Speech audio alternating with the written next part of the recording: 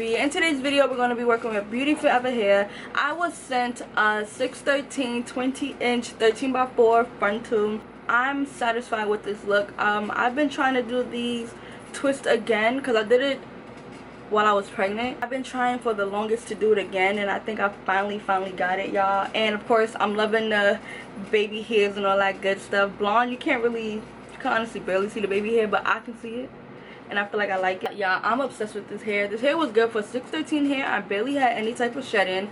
The hair was already pre-plucked. I went ahead, of course, and did my own little plucking.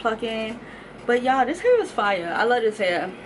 I don't think I'm gonna ever color this hair. I think this is gonna be because you honestly don't get like good 613 hair like that. It's hard to find good 613 hair, so I'm not coloring this because this is some good 613 hair, y'all. I'm not gonna color this hair, but like I said, this hair was overall good. I love this hair. Beauty Forever is another company that has good hair.